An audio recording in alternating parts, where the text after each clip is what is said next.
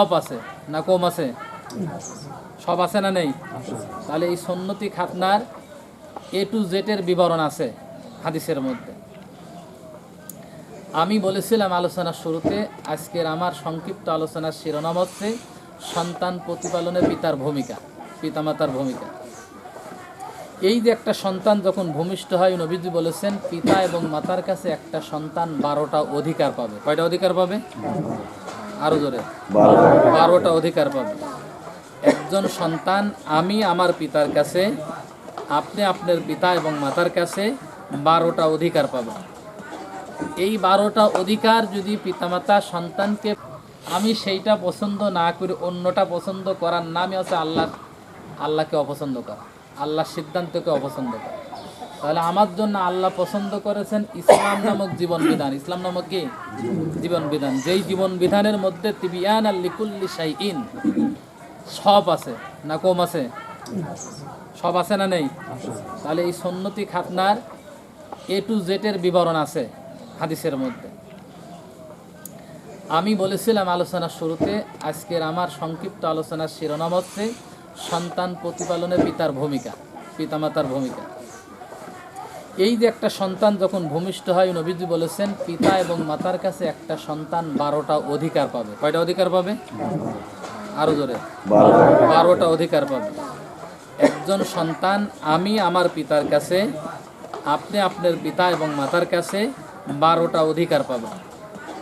এই 12টা অধিকার যদি পিতামাতা সন্তানকে পরিপূর্ণ আকারে দিয়ে দেয়, তাহলে পরে এই সন্তান নেককার সন্তান হিসাবে পরিগণিত হবে। আর এই সন্তান পিতামাতার জন্য বড়ই কল্যাণগামী হবে কিয়ামতে। কিন্তু আজকে আমাদের সন্তানরা আমাদের অধিকার থেকে বঞ্চিত। পিতামাতা যখন বুড়ো হয়ে যায়, বয়স্ক হয়ে যায়, অথবা কর্মহীন যখন হয়ে যায়, আমরা অনেক জায়গায় দেখতে পাচ্ছি, আজ সমাজে দেখতে পাচ্ছি অনেক সন্তানের হাতে পিতামাতা লাঞ্ছিত। না হচ্ছে না? হচ্ছে না? হচ্ছে। এমনকি আমরা দেখতে পাচ্ছি প্রতিদিন পেপার পত্রিকা খুললে যে সন্তানের হাতে পিতা কোন, সন্তানের হাতে কি মাতা কোন। এই অবস্থা আমরা আজকে দেখতে পাচ্ছি। আর এই অবস্থা হওয়ার জন্য প্রথম দায়ী হচ্ছে পিতামাতা। কারণ আমরা তাদের অধিকার যখন দেবো না, তখন তারাও আমার অধিকার থেকে বঞ্চিত করবে। কথা মানে বুঝাতে পারিনি? নবীজি আমাদেরকে সন্তানের অধিকার দিয়েছেন 12টা। কয়টা? নবীজি বলেছেন ভূমিষ্ঠ হওয়ার আগে 6টা অধিকার, ভূমিষ্ঠ হওয়ার পরে হচ্ছে 6টা অধিকার। ভূমিষ্ঠ হওয়ার আগে যে 6টা অধিকার আছে, এই ইতিহাস, এই জ্ঞান, এই মৌলিক জ্ঞান, এই শিক্ষাটা আজকে আমার সমাজের লোক সবাই জানে? শিক্ষা পায়? এই শিক্ষাগুলো কি শিক্ষা ব্যবস্থায় আছে? শিক্ষা ব্যবস্থায় নেই। আজকে আমাদের সন্তানরা খারাপ হওয়ার পিছনে মেলা কারণ আছে। সেই কারণের মধ্যে একটা কারণ, আমি যখন অন্যর অধিকার নষ্ট করব, তখন আমার অধিকার আরেকজন নষ্ট করবে। এটাই বাস্তব। আমি যখন অন্যর অধিকার নষ্ট করব, তখন অন্যজন আমার অধিকার নষ্ট করবে। প্রিয় ভাইরা আমার, বক্তারা মেলা অনেকগুলো আছে, অনেক। আমি যদি একটা পয়েন্টের উপর অনেক সময় কথা বলি, ওই 12টা পয়েন্ট শুধু বললাম, ধারাবাহিকভাবে আমি বলতে পারবো না, এই মুহূর্তে অনেক লম্বা হয়ে যাবে। আমি একটা আয়াত আপনাদের সামনে পড়েছি। মূল যে আয়াতের উপরও যদি কেউ পরিপূর্ণ আমল করে, তাহলে ওই আয়াতের উপর আমল করার দ্বারা সে যদি পরিপূর্ণভাবে আমল করেই যায়, তাহলে তাকে জান্নাত পাওয়া এটা তার জন্য সহজ। কিন্তু সেটাকে পরিপূর্ণভাবে মানতে হবে। রাসূল আকরাম সাল্লাল্লাহু আলাইহি ওয়াসাল্লাম ইরশাদ করেন যে আমার একজন আদনা সাহাবী, ছোট্ট একজন সাহাবী, যে আমাকে জীবনে একবার দেখছে, ঈমান অবস্থায় আমাকে একবার দেখছে, একটা আদনা ছোট্ট থেকে ছোট্ট একজন সাহাবী। এই সাহাবীকেও যদি কেউ অনুসরণ করে, মানে, বলে ওই ব্যক্তি জান্নাতি হয়ে যাবে। বলে সুবহানাল্লাহ। তাহলে রাসূলের সুন্নাত বা রাসূলের সাহাবীকে মানলে যদি এটা হয়, তাহলে কোরআনকে মানলে তাহলে আরো কত মর্যাদা পাওয়া যাবে। সম্মানিত হাজিরিন, আসলে আমার এখানে আজকে যেহেতু আমার ছাত্রের হচ্ছে মুসলমানের দাওয়াত অনুষ্ঠান, ভাই যে কথাগুলো বললেন যে একজন সন্তান যখন দুনিয়াতে আসে, তার আসার আগ মুহূর্তে 6টা তার বাবা মায়ের প্রতি দায়িত্ব রয়েছে, পরে আরও 6টা দায়িত্ব রয়েছে। পরের যে দায়িত্ব, সেই দায়িত্বের ভিতরে ভাই দু একটা বললেন, আলোচনা করলেন। তার ভিতরে আরেকটি দায়িত্ব হচ্ছে যে সন্তানকে সুশিক্ষায় শিক্ষিত করা। সুশিক্ষায়, ইসলামী শিক্ষায় শিক্ষিত করে তাকে ধর্মীয় কালচারে বড় করে তোলা।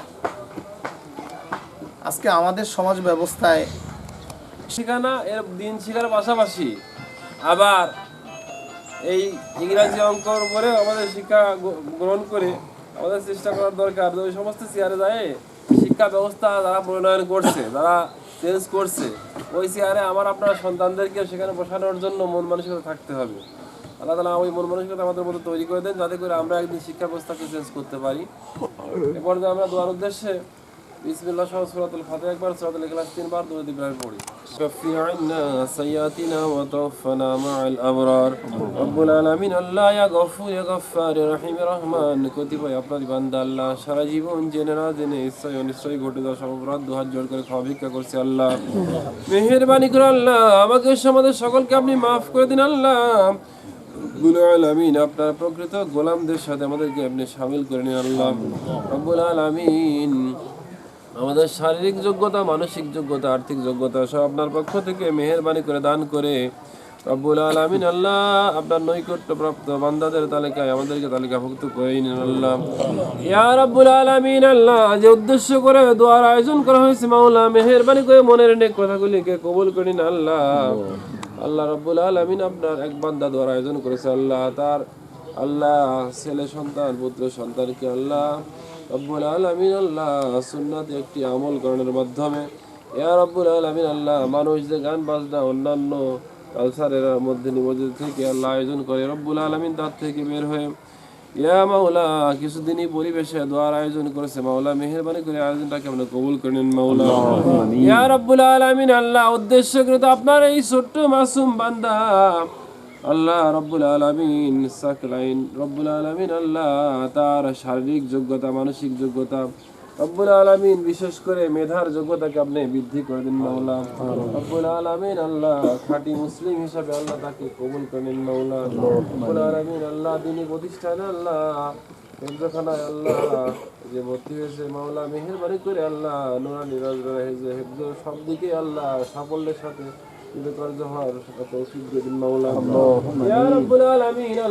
তাকে সহ আল্লাহ আমাদের সন্তানাদি যারা আছে সকলের মেধা শক্তিকে বৃদ্ধি করে দিন আল্লাহ। কোরআন হাদিসের জ্ঞানের পিপাসাকে মিটাই দিন মাওলা। রব্বুল আলামিন আল্লাহ এই বাড়ি সহ আমাদের সকলের বাড়ির জামাতি মালা মসজিদকে বৃদ্ধিতে করে দিন মাওলা। রব্বুল আলামিন মাহফিলকে কেন্দ্র করে রব্বুল আলামিন আল্লাহ আপনার আল্লাহ কয়েকজন বান্দা মূল্যবান কিছু কথা কোরআন এবং হাদিসের আলোচনা করেছেন মাওলা। আমাদের সকলের বলা এবং শোনার ভুলভ্রান্তি ক্ষমা করে সব আমলগুলোকে কবুল করে নিন মাওলা। রব্বুল আলামিন এছাড়াও যা কিছু তসবিহ তাহলিল আলোচনা হয়ে গেছে আল্লাহ রব্বুল আলামিন আয়োজনকারীদের আল্লাহ আর্থিক আল্লাহ আমল, আল্লাহ শারীরিক আমল রব্বুল আলামিন আল্লাহ শ্রম অর্থ সব দিকের আমলগুলোকে কবুল করো। তো হাদিয়া হয় হাদিয়াটুকু না করে নামদার তাদের আহমদ মুস্তাফা মোহাম্মদ মুস্তাফা সাল্লাল্লাহু আলাইহি ওয়াসাল্লাম রক্ষণার মদিনায় পৌঁছে দিন আল্লাহ। তামাম আম্বিয়া সাল্লাম সাহাবা আজমাইন তাবিন রহমতে পৌঁছান আল্লাহ। রব্বুল আলামিন আমাদের জারিল কুরবানি করতে আত্মীয় স্বজন আব্বা মা সহ আল্লাহ বিশেষ করে এই বাড়ির মুরব্বী একরাম যারাই চলে গেছেন মাওলা, মেহেরবানি করে আল্লাহ সকলের আলোর হাদিয়া পৌঁছে দিন মাওলা। ইয়া রব্বুল আলামিন তামাম পৃথিবীর মাটির নিচে সমস্ত মুমিন মুমিনাত সহ বিশেষ করে ফিলিস্তিনি আল্লাহ কত আপনার প্রিয় বান্দা প্রিয় বান্দি আল্লাহ যারা আল্লাহ দিনের উপরে থাকার জন্য আল্লাহ যাদেরকে আল্লাহ নির্মমভাবে শাহাদত বরণ করতে হয়েছে মাওলা। রব্বুল আলামিন আল্লাহ বিশেষ করে ছোট্ট ছোট্ট আল্লাহ শিশু, নারী ও শিশু মাওলা যারা কোনো অপরাধ বোঝেই না মাওলা। রব্বুল আলামিন আল্লাহ মেহেরবানি করে তাদেরকে আপনি আল্লাহ জান্নাতের উচ্চ মাকাম দান করে দিন মাওলা।